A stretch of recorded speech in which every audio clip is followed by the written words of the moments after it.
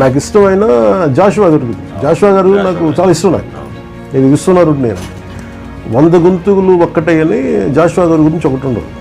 దాంట్లో ఈయన జాషువా గారి గురించి ఈయన రాసింది. యాక్చువల్ జాషువా గారి గురించి ఇది అంటే కులమతాలు గీచుకున్న గీతాల చూచి పంజరాన పట్టుబడను నేను, నిఖిల లోకమెట్లు నిర్ణయించిన నాకు తరుగు లేదు, విశ్వనరుడు నేను అనేది ఈయన జాషువా గారు అని విశ్వమానవ కళ్యాణం కోసం ఈ కవిత్వం రాశారు. ఈ దేశంలోని చాలామంది దేశం నాకేమిచ్చిందని ప్రశ్నిస్తుంటే జాషువా తాను ఎంత కులపీడను అనుభవించినా దేశాన్ని నిందించలేదు, తెలుగు జాతిని నిందించలేదు, జాతీయతను వదిలిపెట్టలేదు.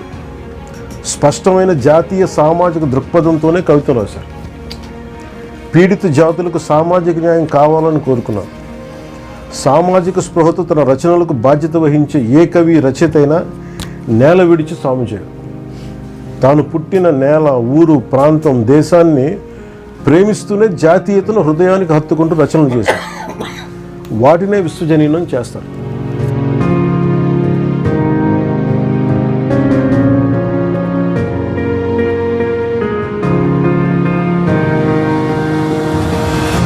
One common minimum understanding I think ఇక్కడి నుంచి పెర్క్యులేట్ అవ్వాలి అనే ఉద్దేశంతో ఇది నేనేమనుకున్నాను అంటే సార్ ఇది సేనా గళం అని పెడదాం.